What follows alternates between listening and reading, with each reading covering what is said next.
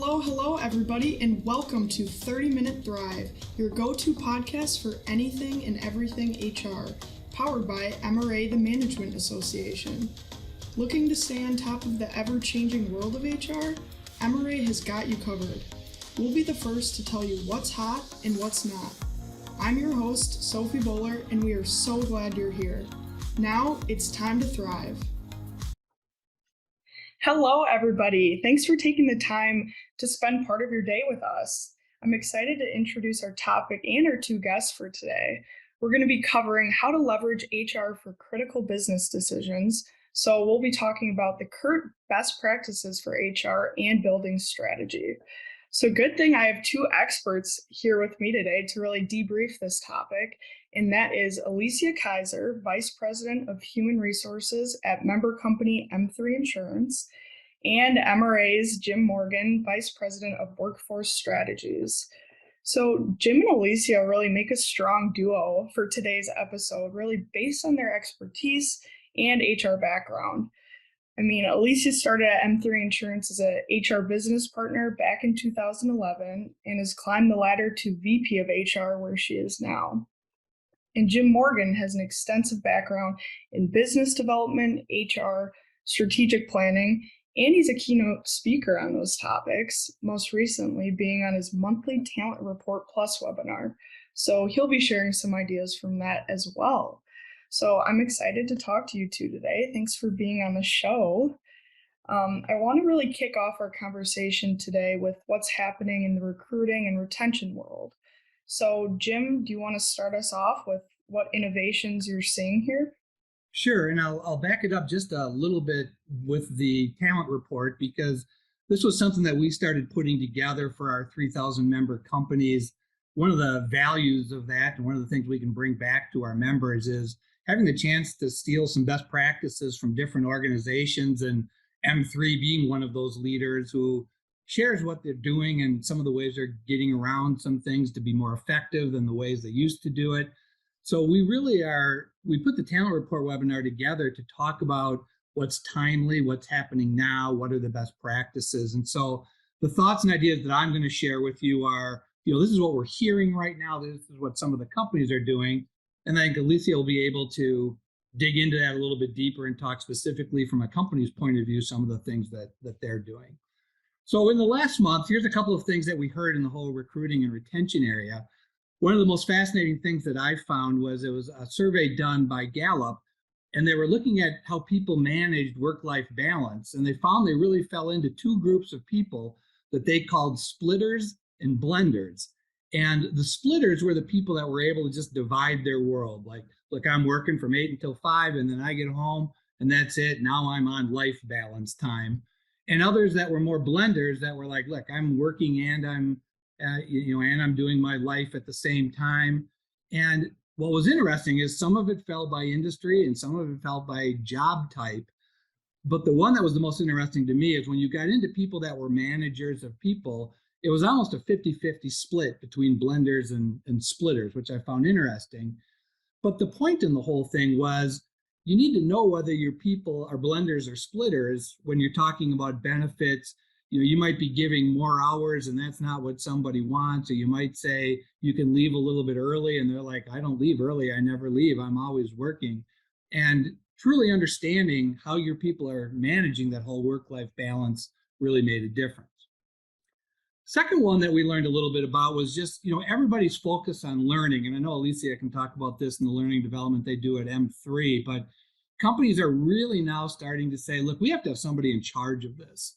We can't accidentally do our learning and development here. It's got to be more conscientious. It's got to be more specific.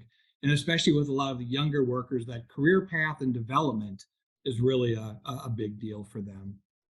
And the last one that we spent some time on was what I called catch 'em young. And I think manufacturers have done this for a long time, going back to when the skill sets of skilled technology people, skilled tradespeople, carpentry, masonry, IT, things like that, they weren't finding the people they needed, that they realized that they had to really go back almost into the middle schools and start saying these are jobs that are available, so don't rule them out because people have said certain things. And then in high school, getting on the advisory councils for the tech department and making sure people know, and at the tech colleges and the universities.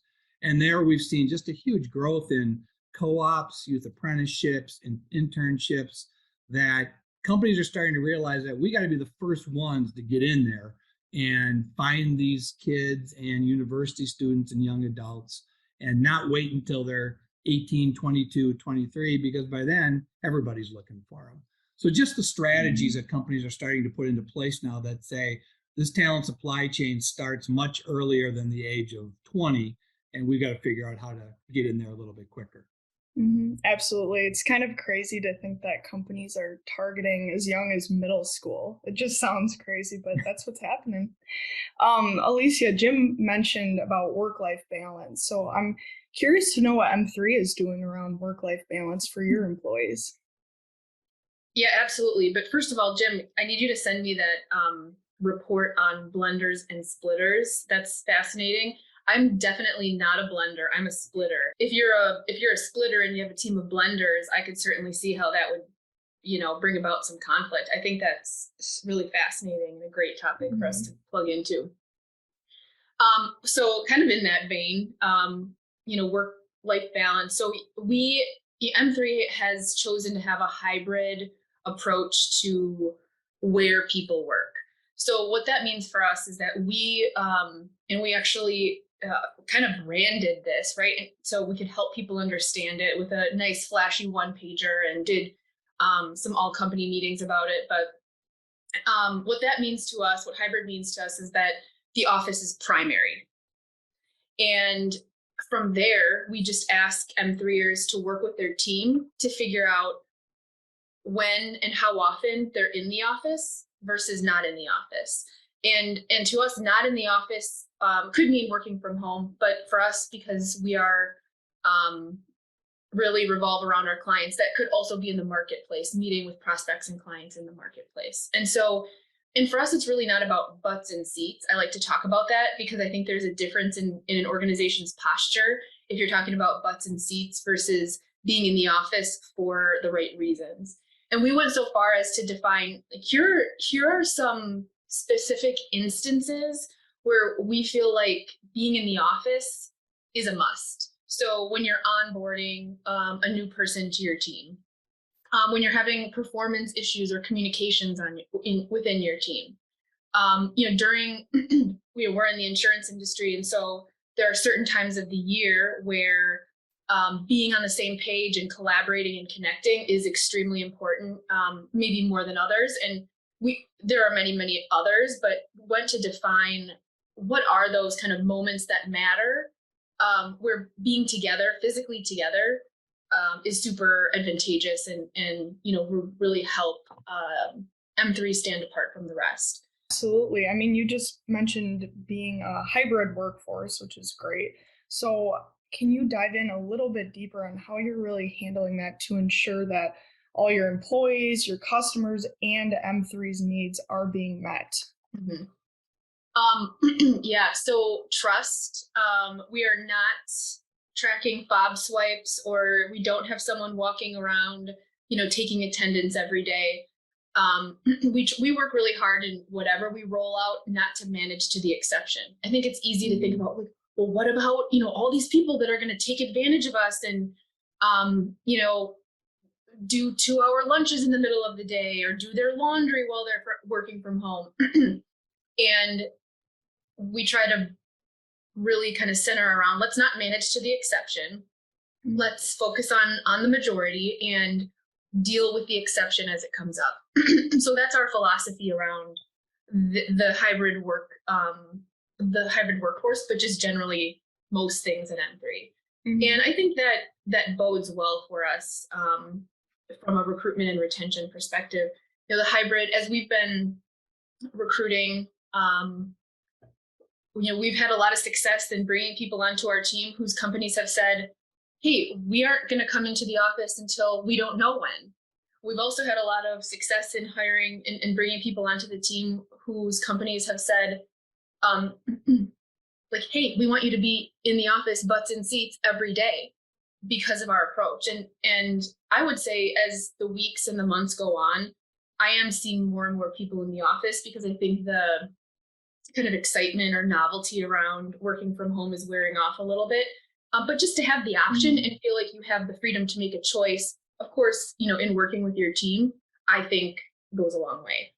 Oh, absolutely. And I like how you brought up the whole trust aspect because that is so important. And I mean, some employees, like we've seen, Jim, they like to work at 9 o'clock, 10 o'clock at night. And you almost just have to put that trust into them. Like they're getting their work done when they feel most productive. And that might mean working at different times depending on the employee. So Those are the blenders, right, Jim?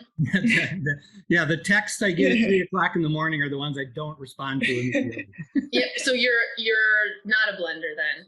I think I am, just not between 1 in the morning and 5. I would say I'm a blender, but well, moving on, another topic that I'd really like to discuss is what's going on in the talent world. So, Jim, do you want to talk a little bit about what you've been seeing here? Yeah, we had 3 things that we discussed in the talent report.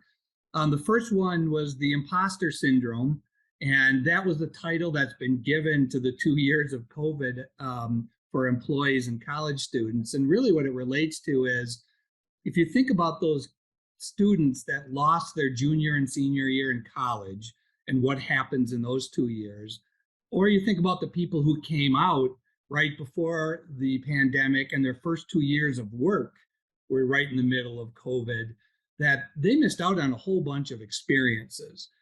For the kids in college, that's where you sometimes get your internships, you get to go work for people, you didn't have those opportunities. For those that had started work, how do you figure out the culture? How do you figure out who your mentors are? Who do you get to go talk to when you've got questions? Those things got disrupted.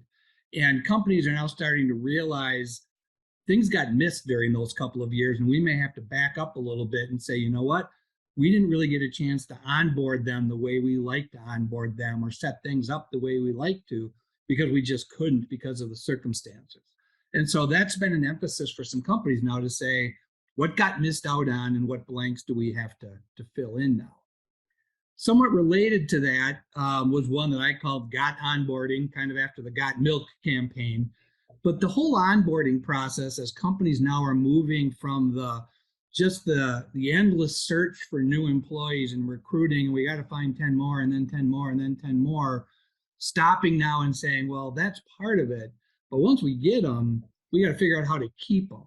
And that first week, month, 6 months of the job is just so critical. And so just like in the learning and development area, companies are now looking at onboarding and saying, we really need somebody to look at this strategically, not we got to check these 7 boxes, but at the end of it, are people feeling welcome? Do they have a feel for the company and the culture? Is this a place they want to come back to? And I was in M3, just a week ago, and Sean Laborde, the president, was saying, we're trying to be a magnet for people, which I found really interesting, that we want to have spaces they want to come to, and they want to have conversations they want to be a part of, and then they'll want to be here. And I think that's another part of this whole onboarding and building that culture, is creating a spot that's inviting, and that's a place that I do want to be. And then lastly, a discussion on talent mobility, and again, trying to hang on to people and looking at it from, some companies are very passive and they say, wow, Sophie's a great employee, we should figure out how to make her happy and keep her. And they just look at Sophie and say, well, we can give her an opportunity here or have her do this and have her do that. And it's a great plan for you to hopefully help you understand your mobility within the organization and your chance to rise in it. But it's not really active for the organization. It's not the organization saying, well, not just Sophie, let's find all of our high performers. Let's find everybody and see, how do we move them? How do we give them different opportunities, whether it's lateral or up and down? And so then we get into, okay, let's be more active about it. Let's put a plan in place that gives people opportunities to figure out, what they want to do. And then leading up to ultimately, how do we make this strategic? How is this mobility part of our succession planning, of making sure we've always got the next person up so that they can get their job done? And talking with companies about, where are you with that? Because traditionally or historically, I think it's been more of a, oh, we found a person, let's make sure we hang on to them, versus an organization-wide opportunity to say, strategically, we've got to look at people and figure out how can we keep moving them up and over 3 months, 6 months, 9 months, and no longer have it be, well, Alicia, if you stay here for 27 years, here's the opportunity for you to maybe move up a little bit. So a lot of work on talent mobility and helping both the employee find their niche and what's going on, and the employer making sure that they're, not only have the butt in the seat, but that they've got the right people in the right seats so they can be as effective as they possibly can be. I love that example, Jim. And just talking about talent mobility, Alicia, is that really a thing at M3? And if it is, what have you really implemented around this? Yeah, so I'm a huge fan of this topic. I actually started my career at a very, very large organization in a role, like a leadership development type program, where every 18 months we rotated from one kind of department or discipline to the next, like think operations, HR, logistics, customer service. And while working for a very, very large organization wasn't my cup of tea, I'm certainly happier at a mid-sized organization. I learned a lot. I would never take that experience back. And, the reason why is because I think that it really helps you understand, it helps you build your business acumen. It helps you learn about each of the functions of an organization in that particular industry and in that particular organization, and the different levers that can be pulled to produce certain outcomes within that organization or that industry. And without getting the perspective from lots of different disciplines, it's not as easy to do that. And I also think it helps you appreciate what your team, what your peers and coworkers are doing every day. And I think it allows you to have more empathy, but just work better together on the softer side of things. And so specific to M3, I would say we're kind of in the early stages of this, or working to find more opportunities to infuse talent mobility into our development efforts and into our roles. Right now, we are absolutely doing it with our internship program, kind of our sales accelerator and sales development program. And per the reasons that I cited and why I think it's so valuable, we're certainly seeing that work pay off in those particular roles. Another thing that we've done, to your comment, Jim, about college students who have lost their junior and senior years potentially entering the workforce. So in our internship program, we rotate and give them exposure to the different parts of M3, but we've also started to partner with the insurance companies that we partner with. M3 is a broker, so we work with hundreds of different insurance companies. And, those who have offices where we have offices, we've done intern swaps. And that is a fan favorite amongst our interns and the interns from our carrier partners. Because again, it gives you different perspective. And I think our perspective and our carrier partners' perspective has been, because one could say, well, what if they like that internship program better than this one? It's like, well, we're, the rising tide floats all boats, right? We're gaining exposure and excitement and engagement throughout the industry. And, we'll all win that way. I love that example of intern swapping. Oh my God. It's fun. And we're just, because it is such a fan favorite, looking for more opportunities to do things like that. Oh yeah. And even when I was younger or in college, job shadowing in companies in their different departments was something I loved to do, to just get exposure of what, each department is doing. And then I could find what I like doing and kind of move from there. But yeah, absolutely. As a young person, like, you kind of know what you want to do, but until you gain those experiences, I don't think you really know. And you're secretly building up this business acumen that will for sure work to your advantage in the future that you're not even aware of at that time. For sure. Absolutely. Well, more than ever, we've seen businesses needing to pull together some creative plans when it comes to some of the topics that we've discussed today. So, Jim, I'm curious to know some of the top creative HR strategies that you've been seeing. Well, first I have to react to when the host of the show, who I think is in her mid to early 20s, says, "When I was young," and I knew you would say something. in the creativity area, a couple of things are happening. We have a lot of companies, especially manufacturers, that English is not the first language for a lot of their workers, and so companies have been spending a lot of time on helping those employees learn English as a second language. But now we're seeing it work the other way too, on expectations of supervisors and managers to learn the language of the people who are working for them. And they're sort of looking at this as, if we come at it from both sides, we're going to improve the communications one way or another. And so we've got a lot of people becoming bilingual, both as the worker and as the supervisor, as they try to figure out ways to make sure everybody is communicating as accurately and easily as possible. Had an interesting experience in a manufacturing facility where they're always trying to motivate the people that are running their machines, helping them know that the value they bring to the organization is fantastic, and also trying to subtly remind them occasionally that this is a $27 million machine you're running here, so let's make sure we're taking good care of it. And they had actually put the price tag of each machine right on the machine, saying that this lathe is worth this much money, or this manufacturing piece is worth this many $1,000,000.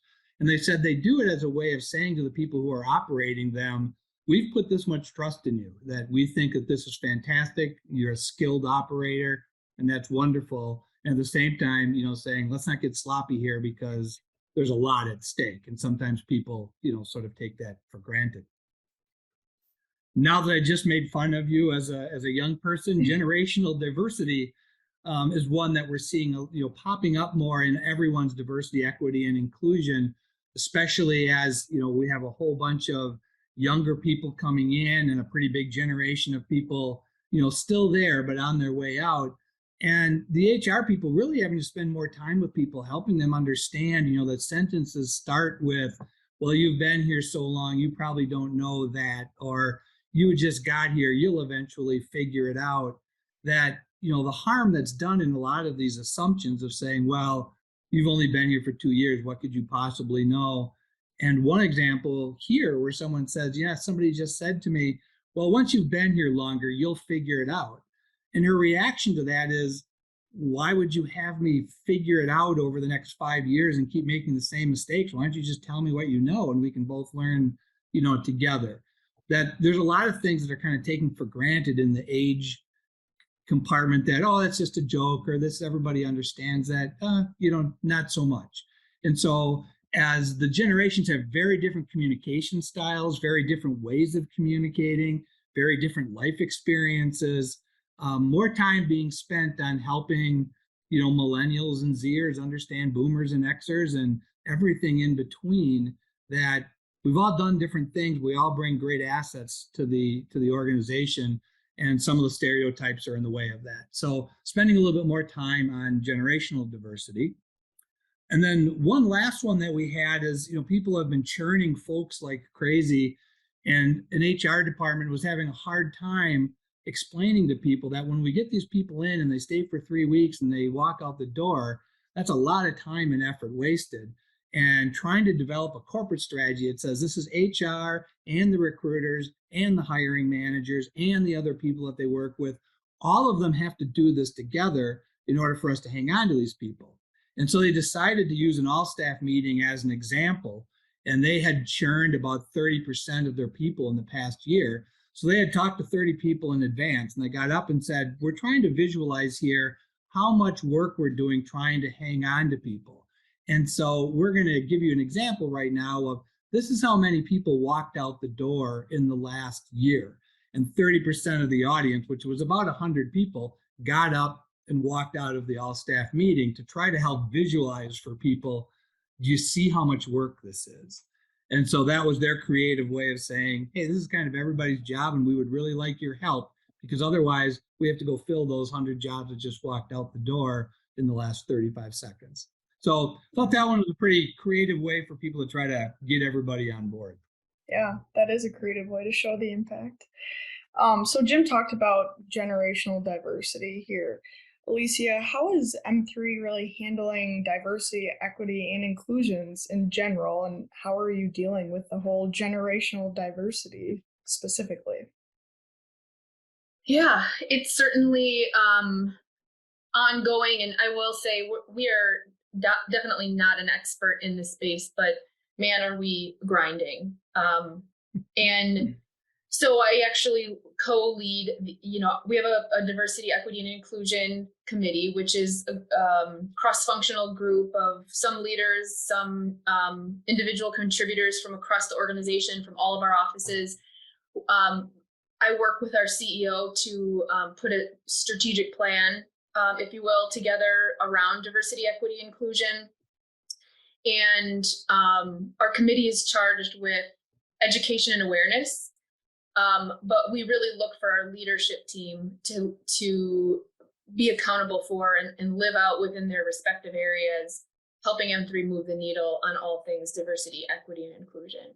And it's been fun to see how, as we I recently saw a continuum of an organization's DEI efforts, from compliance to committee to leadership owned, and then being a truly inclusive organization.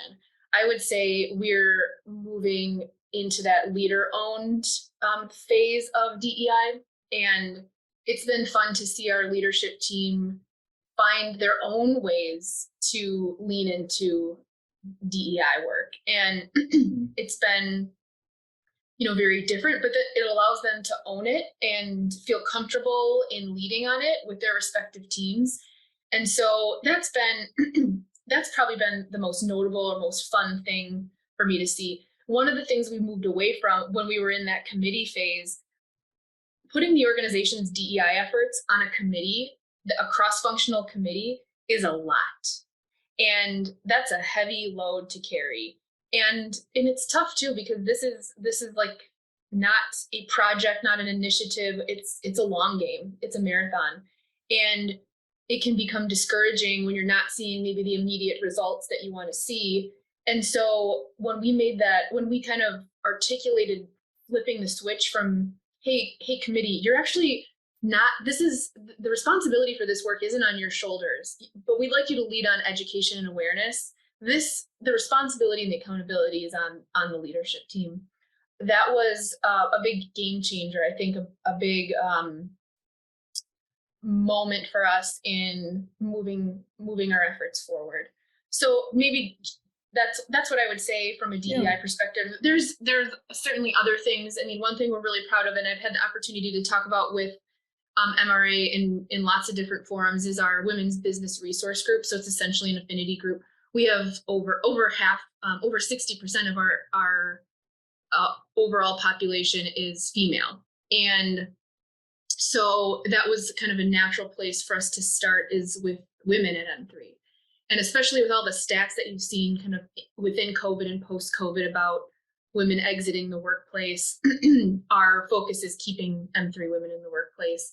And we started that group in 2018 and just have had a lot of great evolution, in terms of providing development opportunities for women at M3, up to giving them opportunities to lead in ways or have more global involvement in work at M3 outside of like the key area that they're focused in from a day-to-day basis, which allows them to get exposure amongst leadership and other people throughout the organization, but it is also a professional development opportunity as well. So those are just a couple things maybe I would mention.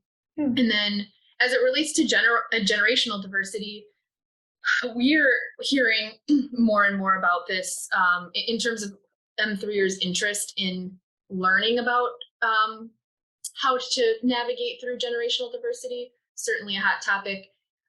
One of the things I'll talk about that we've had a lot of success with and are trying to do more of is finding more natural ways to get different generations to collaborate and build relationships and respect for each other. And so, for example, we've got we've got an overall mentorship program throughout the organization, but we also have mentorship in different pockets. Like, for example, we have a shareholder development program, and are really intentional about how we match people up. I think that's one way that we've supported generational diversity, but also going back to your comments, Jim, about onboarding and our development efforts, career planning, career mapping. We as much as possible, with so much institutional knowledge with some of the folks that are nearing retirement, we try to lean on those individuals to facilitate our development sessions, training sessions, use their expertise to educate other M3ers. And obviously they're not professional speakers or, facilitators or and they don't have that expertise, but our talent development team works to provide the framework for them to share their knowledge, whether that be in person or on demand using our learning management system. So really organize that and deliver it in a way that can be impactful for M3ers of all generations. And so that's maybe a little bit more indirect way of navigating that generational diversity topic. I was just on a call this morning with our CEO, and he said, you can't rush wisdom. And so I think that's very true. And the more that we can get these folks working with each other, I think so you can't rush wisdom, but the more we can help infuse and ensure that moves from one generation to the next. Mm-hmm. And like you said, in a natural way. I like that. But as we do wrap up here, Alicia, Jim has mentioned to me your role at M3, and not only in HR leadership, but just as a leader at the company overall. So what advice would you give to HR professionals trying to move from a tactical position to more of a strategic one? And Jim, feel free to offer your thoughts and advice as well. Yes, I would actually go back to my comments earlier about business acumen. I think, and I recently was reflecting on this with my coworker, my colleague, our HR director, and we both agreed that our early exposure to and ability to build business acumen was one of the key things that I think helps make that jump from, I call it taking off my department hat on and putting my M3 hat on.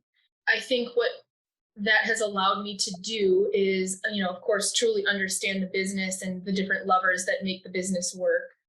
It helps me to be viewed as a more valuable partner to the other leaders throughout the organization, and, helps have my opinions and perspectives validated, because I'm not necessarily just approaching it through my department's lens, but trying to frame it in a way that considers all lenses. Mm-hmm.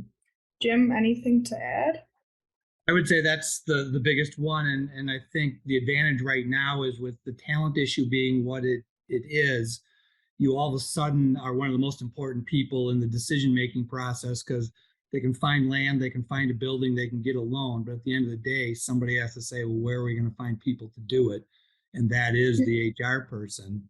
And the second one is, with all of the HRISs out there and all of the data that's being collected in the HR department now, you also have become a data analyst, and you can provide information on an awful lot of things that's very business related. So I think both of those go right back to what Alicia said, is that you're not making HR decisions there, you're making strategic business decisions, and that immediately elevates you to a different level. Mm-hmm.